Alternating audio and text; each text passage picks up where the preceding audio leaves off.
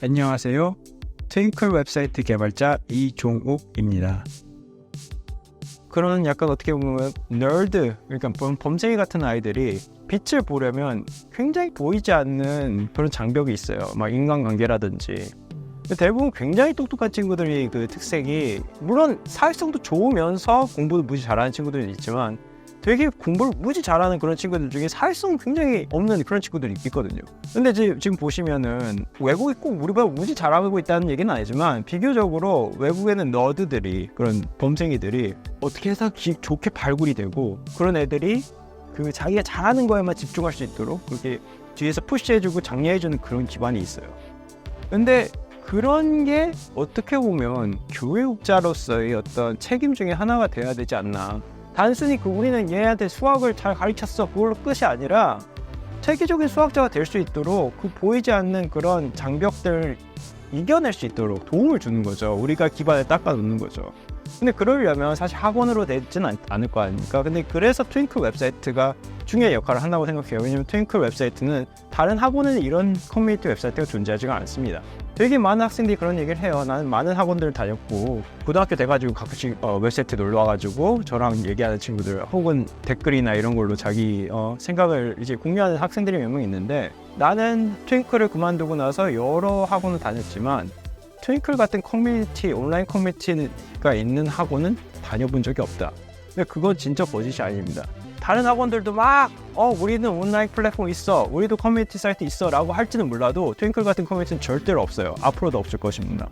왜 그러냐면 우리는 이런 부분에 대해서 이런 고민을 7년 전부터 해왔고, 7년 전부터 수익이 없어도 이런 부분에 여기에 이미 인프라를 구축하기 시작한 거거든요. 그래서 이거에 대한 노하우가 있고, 이런 커뮤니티, 이런 강력한 커뮤니티를 구축하기 위한 그런 경험이 다 있어서 제 생각에 앞으로 가면 갈수록 온라인의 비중, 온라인에서의 어떤 생활의 비중이, 중요성이 더 커질 거예요. 커뮤니티의 중요성이. 단순히 내가 스스로 직접 알고 있는, 얼굴을 보면서 알고 있는 커뮤니티도 중요하지만 이런 온라인 커뮤니티도 중요하고, 심지어 막 외국에서 보면은 뭐 레딧이라든지 깃허브라든지 그런 온라인 커뮤니티에서 뭔가 잘한 업적을 통해서 빛이 나서 학계에서 주목을 받거나, 아니면 그런 경우가 굉장히 많거든요. 아니, 프로그래머 같은 경우는 옛날부터 깃허브에 올리는 그 코드나 이런 걸 통해서 채용도 되고 그랬거든요. 그러한 플랫폼이 저는 이 트윙클에서도 그거보다 오히려 더 커다란 복합적인, 그런 단순히 코딩이 아니라, 단순히 과학이 아니라 진짜 여러 방면으로 자기가 가진 재능을 인해서 그냥 그거 하나에만 집중하면서도 그 온라인 커뮤니티에서 푸시가 되는 그런 현상이 진짜 앞으로 장기적으로 그런 게 구축되고 더 가시화될 거라고 저는 확신을 가지고 있습니다.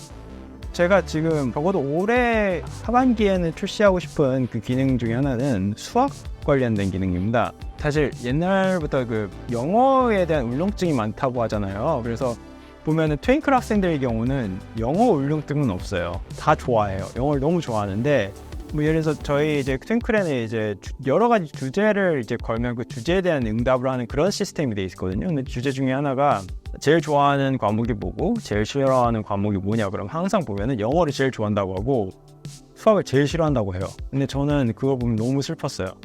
아니, 왜 수학이 얼마나 중요한 학문인데 왜 수학을 제일 싫어할까? 그건 보니까 이제 다들 그 수학 숙제들 뭐 이러면서 굉장히 그런 얘기를 많이 해요. 근데 저는 지금도 그렇게 생각해요. 수학은 너무너무 중요한 학문이다. 진짜 싫어하면 안 되는 학문이다. 왜냐하면은 여러 가지 이유가 있지만 사고력에 있어서 수학이 너무 중요하고, 수학 자체로 막 뭘 하는 직업은 없어도 수학적인 사고가 필요하지 않은 직업은 거의 없거든요. 그래서 특히 이제 중요한 직업일수록 그런 것들이 많은데, 그래서 저는 이제 항상 고민을 했는데, 제가 이번에 한국에 와가지고 한국의 수학 문제집을 몇 권을 샀어요. 그래서 일단은 지금 6학년이랑 중학교 1학년 수학 교재를 샀는데, A급 수학이라고, 제가 이제 수학 공부할 때도 A급 수학을 되게 많이 썼거든요. 그 문제집, 제일 어려운 문제집이라서 그때 그 당시 아직도 A급 수학이 있더라고요. 그래서 그걸로 뭘 할 거냐면, 저희 인공지능한테 그 문제 유형을 데이터베이스로 해서 그 습득을 하게 한 후에 그런 비슷한 유형의 문제를 게임식으로 풀어서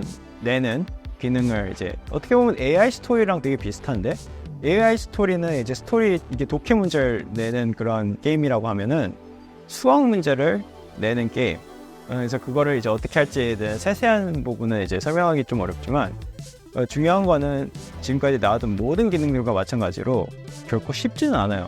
뭐든지 쉬운 게 쉬워하고 어려운 게 중요한 게 아닙니다.